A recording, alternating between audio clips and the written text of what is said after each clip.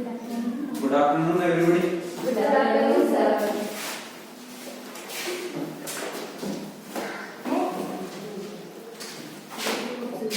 कहाँ तक पढ़ा दिया तुमने?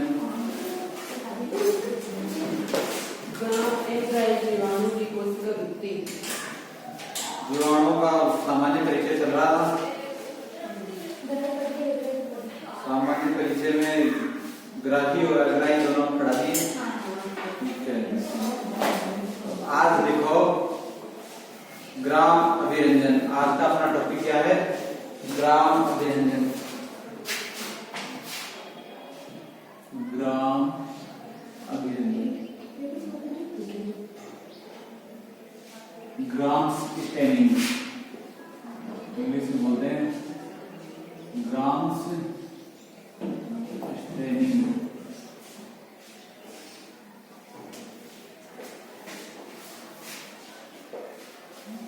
ये क्या है? ग्राम स्टेनिंग का अभिरंजन का मतलब होता है कि ग्राम को क्या दिया था? अभिरंजन की विधि विकसित की थी इसने, क्रिश्चियन ग्राम ने। इसलिए इस जो विधि है वो दी किसने? क्रिश्चियन ग्राम है। तो नाम ग्राम क्या पड़ा? विधि का भी नाम क्या पड़ेगा? ग्राम अभिरंजन। जो क्या कार्य करती है? जीवाणु को अभिरंजित करने का कार्य करती है। उससे जिससे पता चलता है कि जीवाणु क्या है, पॉजिटिव बैक्टीरिया, पॉजिटिव जीवाणु है या नेगेटिव जीवाणु है, यानी धनात्मक जीवाणु और ऋणात्मक जीवाणु। अभिरंजन के आधार पर दो प्रकार के जीवाणु का पता लगाया क्रिश्चियन ग्राम। ठीक है, तो इसमें लिखो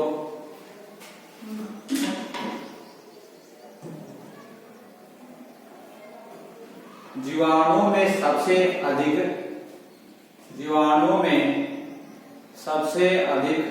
अंतर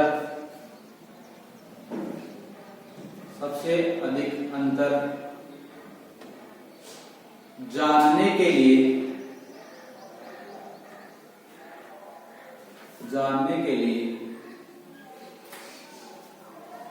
जीवाणु के अभिरंजन की क्रिया, जीवाणु को अभिरंजित करने की क्रिया, जीवाणु को अभिरंजित करने की क्रिया काम में ली जाती है।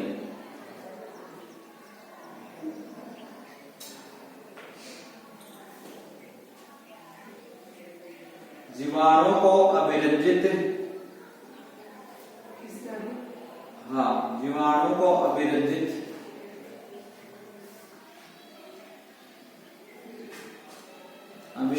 करने की क्रिया को ग्राम अभिरंजन कहते हैं। जीवाणु को अभिरंजित करने की क्रिया को ग्राम अभिरंजन कहते हैं। ग्राम अभिरंजन कहते हैं। आगे लिखो, इस विधि की खोज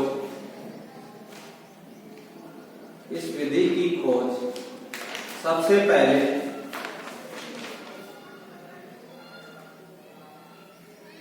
डेनमार्क के एक वैज्ञानिक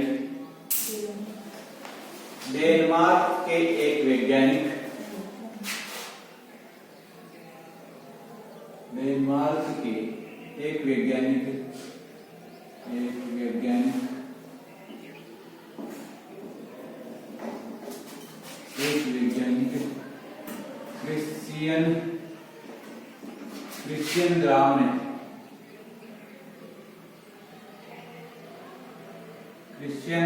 ने की थी। क्रिश्चियन ग्राम ने 1884 में की थी। 1884 में की थी। लिख लिया?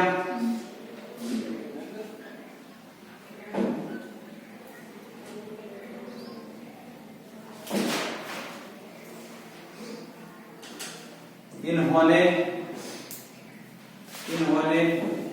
निमोनिया से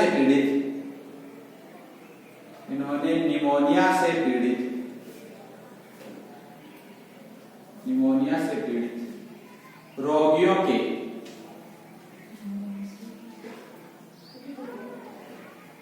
निमोनिया से पीड़ित रोगियों के फेफड़ों के ऊतकों में, ये फेफड़ों के ऊतकों में जीवाणुओं की उपस्थिति को दर्शाने के लिए किया गया। फेफड़ों के ऊतकों में जीवाणुओं की उपस्थिति को दर्शाने के लिए किया था। सर्वप्रथम किसने खोजा ग्राम अभिरंजन को? क्रिश्चियन गराम ने। निवासी कहाँ के थे? डेनमार्क के। कब किया? 1884 में। और कौन किस रोग से पीड़ित व्यक्तियों ने किया? निमोनिया रोग से पीड़ित व्यक्तियों के फेफड़ों में उपस्थित जो ऊतक होते हैं उनमें जीवाणु की उपस्थिति के बारे में बताया कि भाई ये जो निमोनिया जो रोग है वो किसके कारण फैल रहा है? जीवाणु के कारण होता है। इसलिए लाइन चेंज करके लिखोगे लगा के ग्राम अभिरंजन, ग्राम अभिरंजन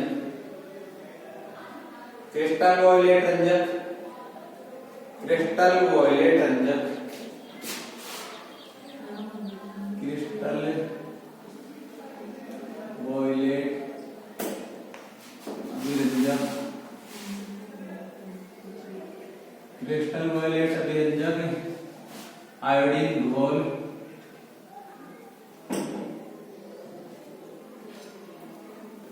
आयोडीन घोल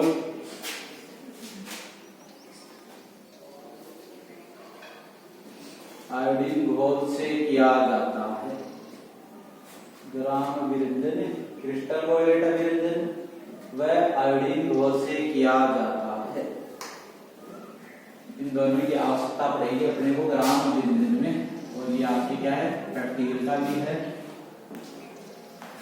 और प्रैक्टिकल करके बिल्कुल आपको दिखाया जाएगा कि कौन से बैक्टीरिया पॉजिटिव है, कौन से बैक्टीरिया नेगेटिव है। ठीक है, तो याद रहना चाहिए क्या क्या चीज यूज में लेंगे, कैसे ये विधि अपना।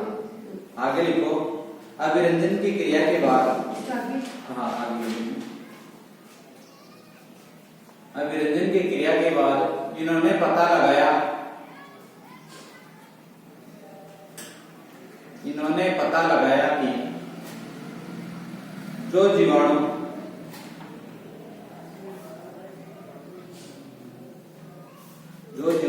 बैंगनी रंग के बने रहते हैं, जो जीवाणु बैंगनी रंग के बने रहते हैं उन्हें ग्रामग्राही, उन्हें ग्रामग्राही, ग्रामग्राही की मत में लिख लेना gram positive, gram positive, gram positive बीई है लास्ट। ठीक है, ग्रामग्राही तथा जो जीवाणु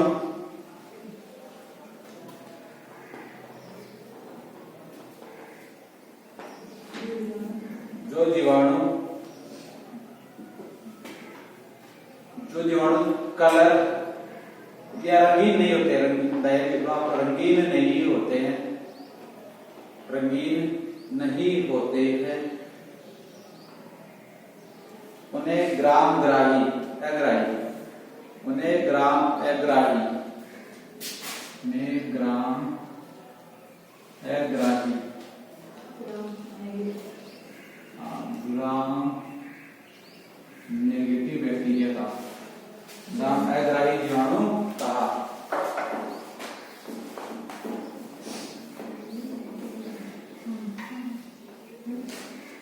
अब लिखो हेडिंग लगाओ ग्राम अभिरंजन की विधि, ग्राम अभिरंजन विधि।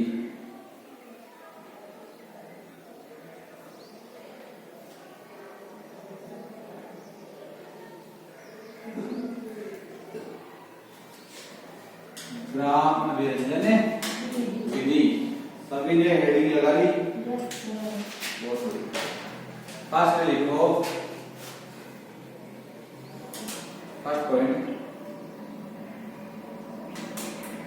जीवाणु युक्त पदार्थ,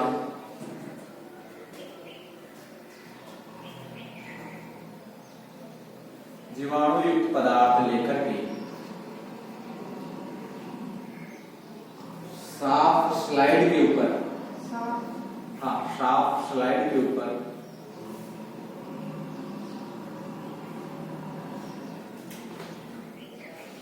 सुई की सहायता से, सुई की सहायता से, हाँ, स्लाइड के ऊपर सुई की सहायता से, सुई की सहायता से इसका पतला लेप, इसका पतला लेप बनाकर स्लाइड को हल्का गर्म करते हैं।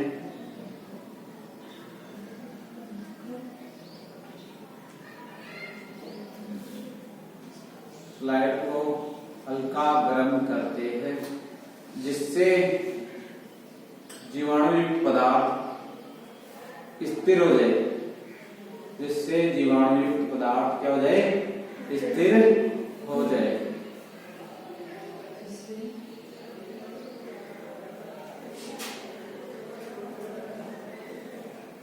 हाँ, स्थिर हो जाए, जीवाणुयुक्त पदार्थ स्थिर हो जाए। लिख लिया। अगला पॉइंट लिखो, जीवाणुओं के लेप के ऊपर,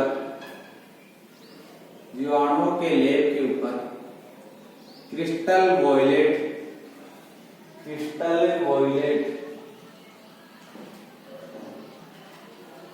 क्रिस्टल वॉयलेट अभिरंजक का घोल,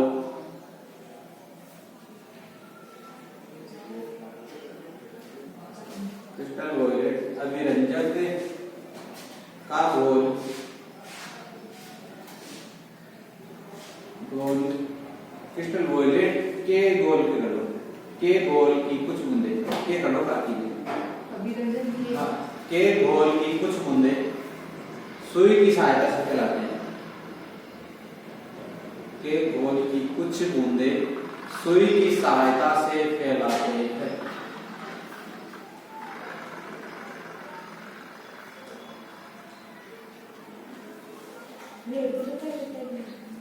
बैंगनी थोड़ा ये क्रिस्टल वाले हैं। क्रिस्टल ऑयल, हाँ ये तो बैंगनी कलर का, ये रेड कलर का है ना।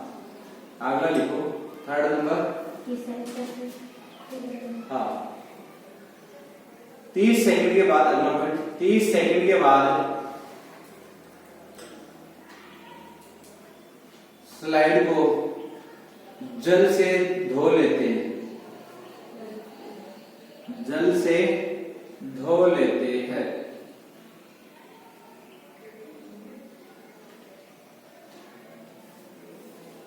अगला पॉइंट लिखो, इसके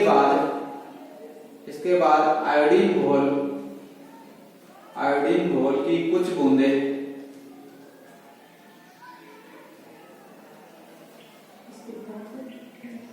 आयोडीन घोल की कुछ बूंदे जीवाणु लेप के ऊपर, जीवाणु लेप के ऊपर फैलाते हैं,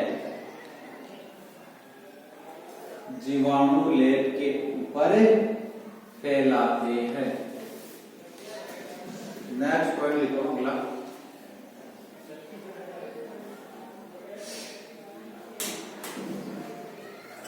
30 सेकंड के बाद, 30 सेकंड के बाद इसे दोबारा जल से धो लेते हैं, धो लेते हैं और देखते हैं कि सभी जीवाणु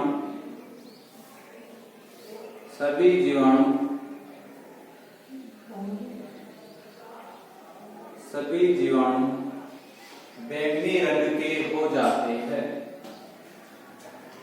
सभी जीवाणु बैंगनी रंग के हो जाते हैं।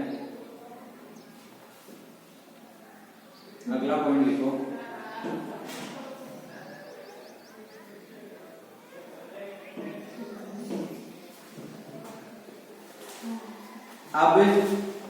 अब लेप के ऊपर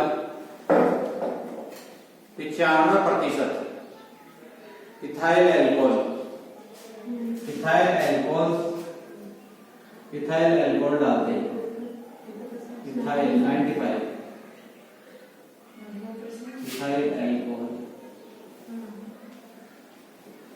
अल्कोहल डालते हैं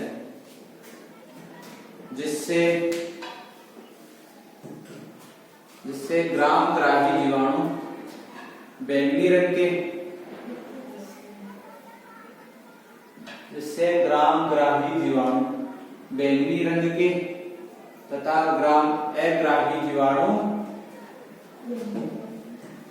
रंगहीन दिखाई देते हैं, जिससे ग्राम ग्राही जीवाणु बैंगनी रंग के तथा ग्राम अग्राही जीवाणु रंगहीन दिखाई देते हैं, रंगहीन दिखाई देते हैं।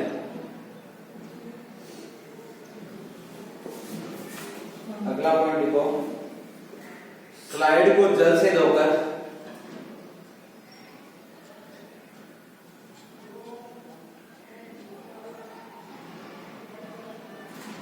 स्लाइड को जल से धोकर 1% सैफरेनिन,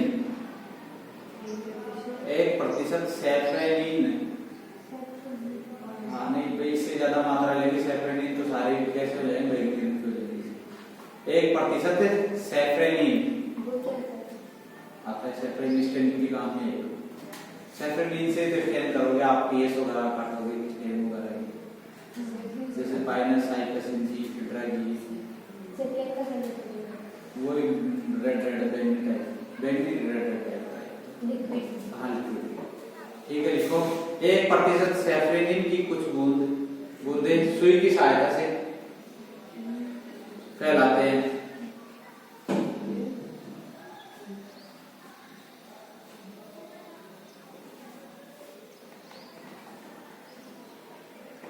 अगला पॉइंट,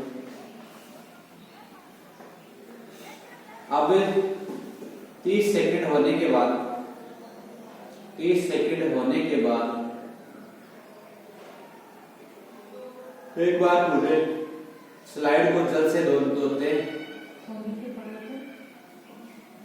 एक बार पुनः स्लाइड को जल से धोते हैं और स्लाइड को सुखा करके, और स्लाइड को सुखा करके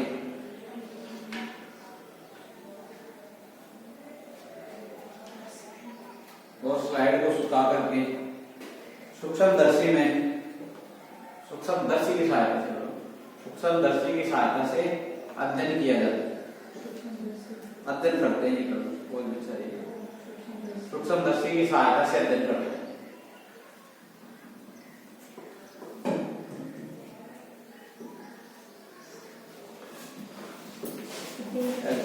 एग्जाम प्रेक्षण लिखो नीचे, प्रेक्षण हेडिंग लगाओ, प्रेक्षण, प्रेक्षण में लिखो ग्राम ग्राही जीवाणु, ग्राम ग्राही जीवाणु बैंगनी रंग के, ग्राम ग्राही जीवाणु बैंगनी रंग के तथा अग्राही जीवाणु लाल रंग के दिखाई देते हैं, ग्राम ग्राही जीवाणु कैसे, बैंगनी रंग के, बैंगनी रंग के तथा ग्राम ग्राही कैसे होंगे, लाल रंग के, अग्राही, अग्राही कैसे होंगे, लाल रंग। अब ये बताओ ये लाल रंग कहां से है, ये लाल रंग है सैफरेनिन के कारण, जबकि अपन ने ग्राम जो अभिरंजन है वो तो कहां तक हो गया, पूरा ऊपर तक ये हो गया, यहाँ तक 95% इथाइल अल्कोहल डालते हैं ना, वहीं तक क्या हो गया, कंप्लीट हो गया। उसमें क्या होगा, जो बैंगनी रंग के जो जीवाणु होंगे वो तो क्या होंगे, पॉजिटिव बैक्टीरिया, और जो कलर ग्लास होंगे वो क्या होंगे, नेगेटिव बैक्टीरिया। फिर इससे आगे इनको सैफरेनिन से भी क्या करते हैं, स्टेन करते हैं, जो ऋणात्मक होंगे उनके ऊपर क्या आ जाएगा, लाल रंग आ जाएगा, जो पॉजिटिव रहेंगे वो बैंगनी के बैंगनी ही बने रहते हैं। ये तो आपका ग्राम टेक्निक ये कंप्लीट हो गई। प्रैक्टिकल करवाएंगे, किया हुआ है ये तो तुम्हें, बहुत ही अच्छी बात है। देखा था क्या आपको? दिखाई दिया? चलो कोई जीवाणु नहीं। को भी आपको यहाँ तो बाहर हो तो बराबर जीवाणु जीवाणु हाँ हाँ, आ जाओ टॉपिक पे आ जाओ। उदाहरण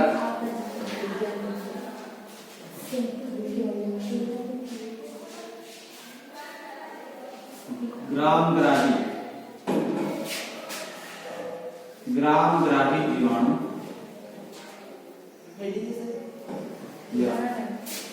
हेडिंग क्या इसमें नीचे लिखो उदाहरण इसके बाद में कौन कौन से जीवाणु ग्राम पॉजिटिव होंगे कौन से नेगेटिव होंगे। ग्रामग्राही में लिख लो स्ट्रेप्टोकोकस स्ट्रेप्टोकोकस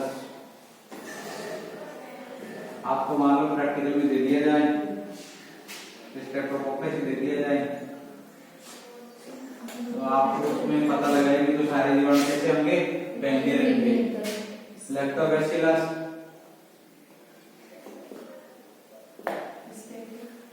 स्ट्रेप्टोकोकस लैक्टोबैसिलस एविबैक्टर क्लोस्ट्रीडियम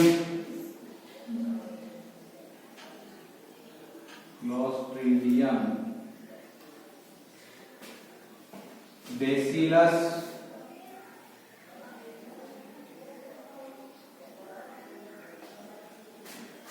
अब है ग्रामग्राही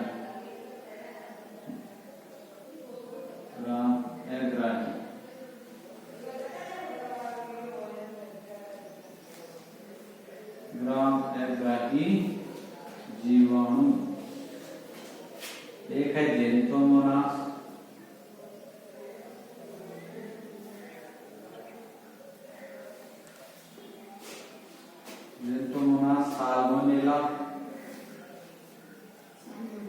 साल्मोनेला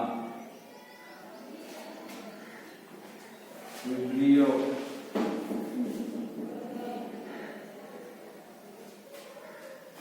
सुडोमोनास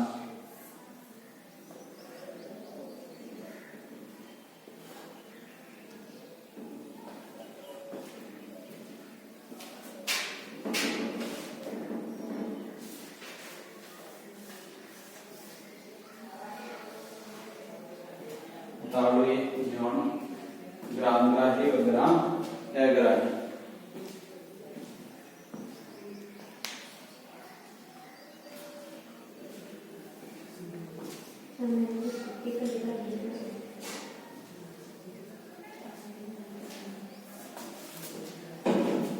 ग्रामग्राही जीवाणु कौन कौन से हैं? स्ट्रेप्टोकोकस लैक्टोबैसिलस एविबैक्टर क्लोस्ट्रीडियम और बैसिलस। और ग्रामअग्राही में जेंटोमोनास साल्मोनेला विब्रियो और सुडोमोनास। ठीक है, ये तो आपके हो गया ग्राम अभिरंजन। अब हेडिंग लगाओ, एक सारणी बनेगी ग्रामग्राही और अग्राही जीवाणु में मुख्य अंतर क्या क्या है इसके बारे में भी अपन आज ही पढ़ लेते हैं। नहीं अभी तो टाइम बहुत है अपने पास, बहुत टाइम है, अभी तो 15-20 मिनट पढ़े।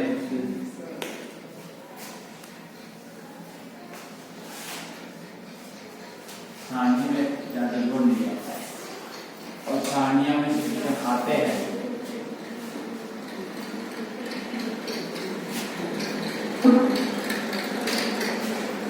यहाँ पे देखो ग्रामग्राही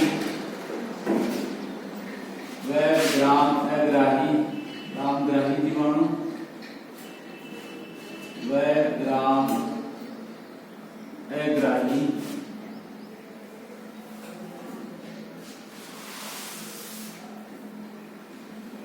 अग्राही जीवाणुओं में मुख्य अंतर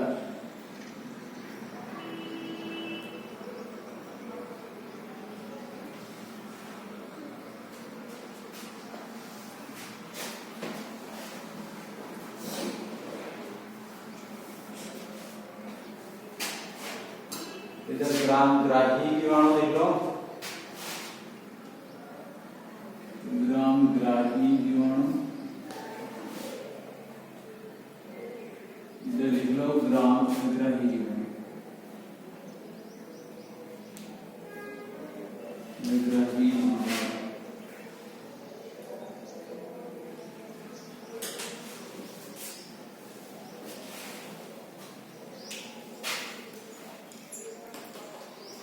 बना लिए सारणी, इसमें लिखो फर्स्ट ग्राम अग्राही जीवाणु में कोशिका भित्ति 25 से 30 nm मोटी, कोशिका भित्ति 25 से 30 nm मोटी, 25 से 30 nm मोटी, नैनोमीटर मोटी, कोमा शुष्क भार का, शुष्क भार का 20 से 40%,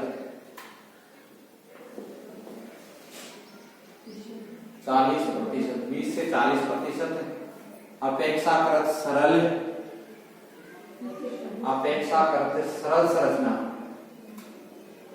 अपेक्षाकृत सरल संरचना, कोमा आकारहीन, आकारहीन का आकार निश्चित नहीं होता है, आकारहीन, एक स्तरीय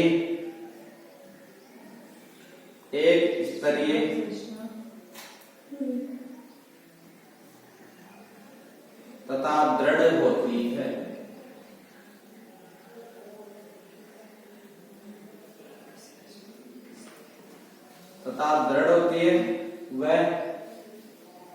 वह अधिक समांगी होती है, अधिक समांगी होती है, अधिक समांगी होती है। क्योंकि अब अग्राही में लिखो ग्राम अग्राही जीवाणु में कोशिका भित्ति 10 से 15 nm मोटी, 10 से 15 nm मोटी, शुष्क भार का, शुष्क भार एक कोशिका है पूरा, शुष्क भार का 10 से 20%, 10 से 20%, कोमा अपेक्षाकृत जटिल, अपेक्षाकृत जटिल संरचनायुक्त, अपेक्षाकृत जटिल संरचनायुक्त, कोमा बहुस्तरीय, कोष्ठक में लिख देना 3 से 5 स्तर, बहुस्तरीय, बहुस्तरीय परतें होती है ना, कितनी परतें, 3 से 5, बहुस्तरीय कोष्ठक में 3 से 5, कोमा कम समांगी तथा अपेक्षाकृत कम दृढ़ होती है। अब ये अपेक्षाकृत जो शब्द आता है वो किसके लिए है? ग्राम पॉजिटिव जीवाणु के लिए, उनसे कम ग्राही, वो कम दृढ़ होती है, अपेक्षाकृत कम दृढ़ होती है।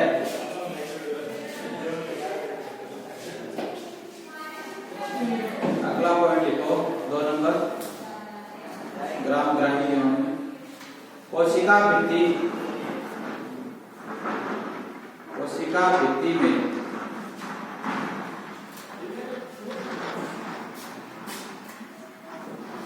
भित्ति में मुख्य रूप से 80% पेप्टिडोग्लाइकन, मुख्य रूप से 80% पेप्टिडोग्लाइकन,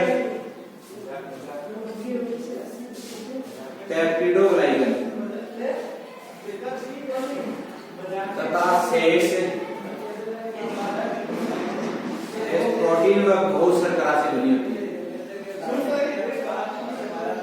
तथा शेष प्रोटीन व बहु शर्करा से बनी होती है, बहु शर्करा से बनी होती है।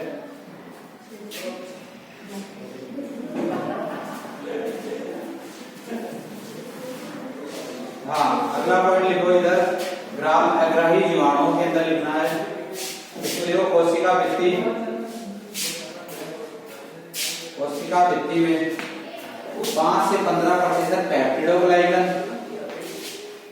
5 से 15% पेप्टिडोग्लाइकन,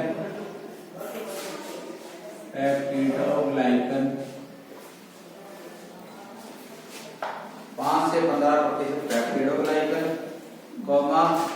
35% फॉस्फोलिपिड, 35% फॉस्फोलिपिड,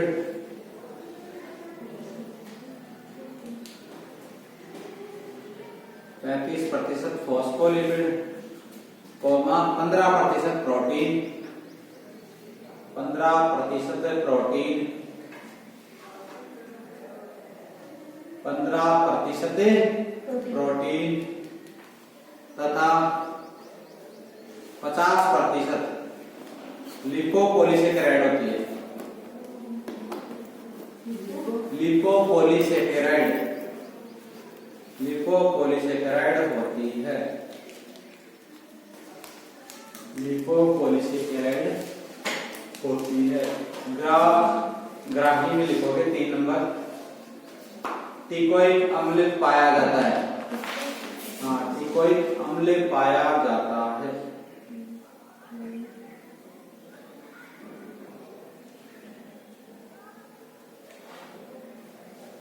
टिकोइक अम्ल पाया जाता है। इधर लिख लो, इसमें ग्राही में टिकोइक अम्ल नहीं पाया जाता है। टिकोइक अम्ल नहीं पाया जाता है।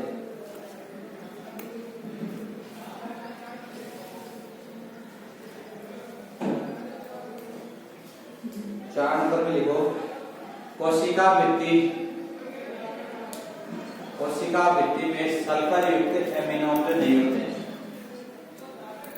कोशिका भित्ति में सल्फर युक्त एमिनो अम्ल नहीं होते हैं। जबकि इसमें लिखो अग्राही में कोशिका भित्ति में सल्फर युक्त एमिनो अम्ल होते हैं।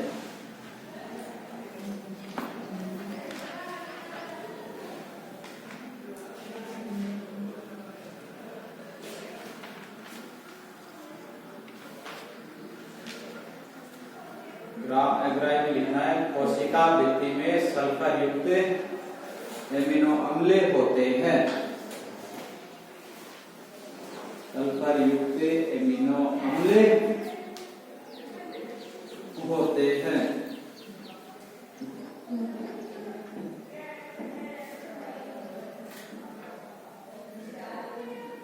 इसमें लिखो लाइसोजाइम कोशिका भित्ति को आसानी से नष्ट कर सकते हैं। लाइसोजाइम कोशिका भित्ति को आसानी से नष्ट कर सकते हैं।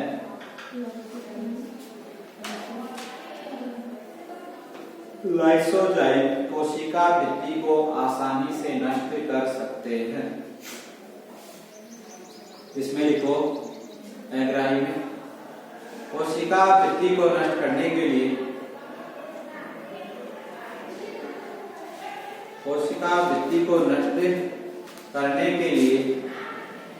लाइसोजाइम से पहले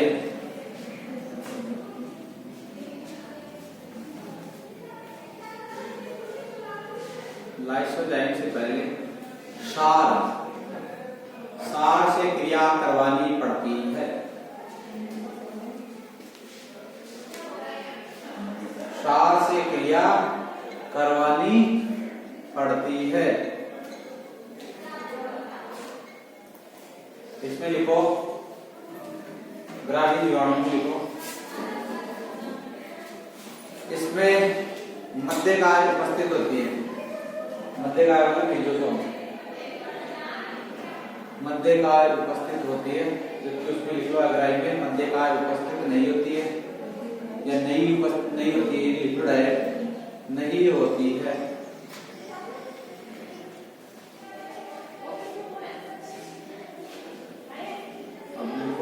ग्राही में 7 नंबर पेनिसिलिन के प्रति संवेदनशील होते हैं। पेनिसिलिन के प्रति संवेदनशील होते हैं। पेनिसिलिन के प्रति संवेदनशील होते हैं।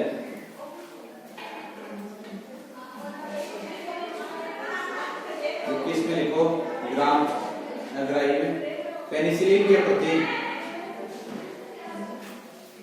अधिक प्रतिरोधी होते हैं। अधिक प्रतिरोधी होते हैं, अधिक प्रतिरोधी होते हैं। तो पेनिसिलिन जो एंटीबायोटिक दवाइयां दी जाती है ना इनसे लड़ने के लिए, तो अगर ग्राम अग्राही के लिए देंगे तो इफेक्टिव नहीं है, क्योंकि ये क्या है, इनसे प्रतिरोधक क्षमता रखते हैं। जबकि जो धनात्मक जीवाणु वो क्या हो जाएंगे, पेनिसिलिन की दवाई लेने से समाप्त हो जाते हैं, संवेदनशील है इसलिए वो क्या हो जाएंगे, समाप्त हो जाते हैं। अगला लिखो 8 नंबर,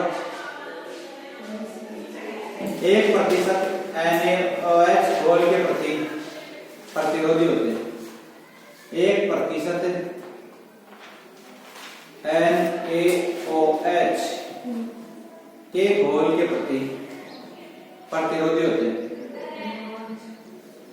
के घोल के प्रति प्रतिरोधी होते हैं।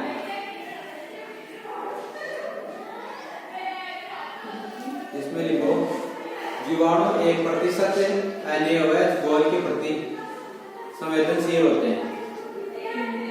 ग्राम अग्राही में लिखना है जीवाणु 1% NaOH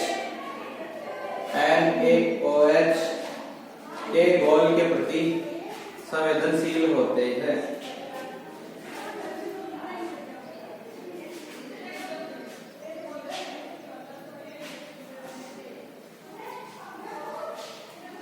अब इसमें लिखो ग्राम ग्राही में 9 number, triphenyl methane, triphenyl methane,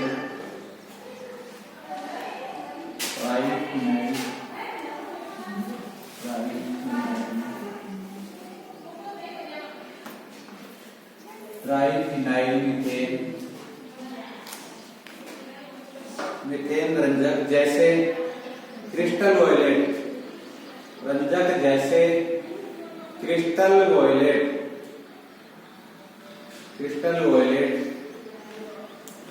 का जीवाणु पर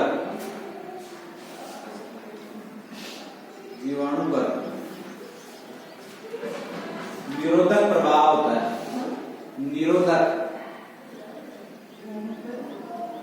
निरोधक प्रभाव होता है। क्योंकि ग्राम अग्राही वाले में लिखो, जबकि इन जीवाणुओं में रंजकों का कोई प्रभाव नहीं होता है। जबकि इन जीवाणुओं में रंजकों का कोई प्रभाव नहीं होता है। रंजकों का कोई प्रभाव नहीं होता है। 10 नंबर लिखोगे, ग्राही जीवाणु में लिखोगे स्ट्रेप्टोमाइसिन अपेक्षाकृत कम प्रभावी होती है। स्ट्रेप्टोमाइसिन अपेक्षाकृत कम प्रभावी होती है।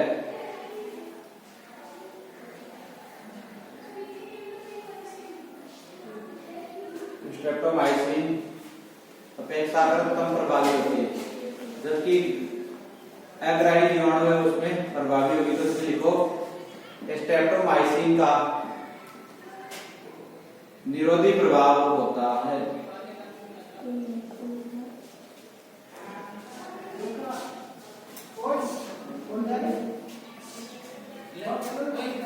अब इसमें लिखो अग्राही जीवाणु में लिखो, ये जीवाणु ग्राही जीवाणु, अगला पॉइंट 11 नंबर, ये जीवाणु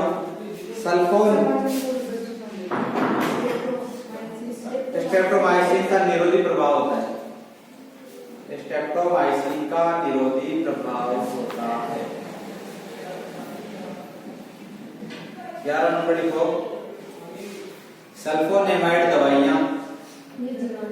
हाँ, ये जीवाणु सल्फोनेमाइड दवाइयां, ये जीवाणु सल्फोनेमाइड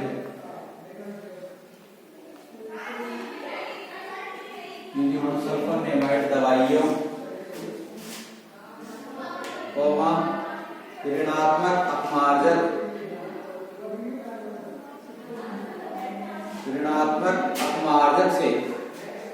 ऋणात्मक अपमार्जक से अधिक प्रभावी होते हैं।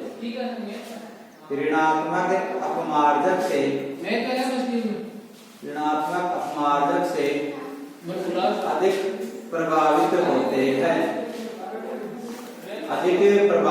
होते हैं।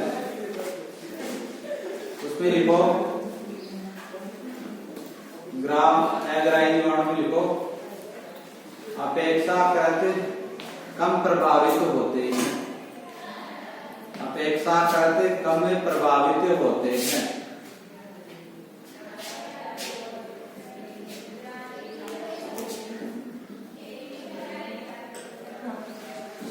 नंबर लिखो आरएनए तथा डीएनए का अनुपात आरएनए तथा डीएनए का अनुपात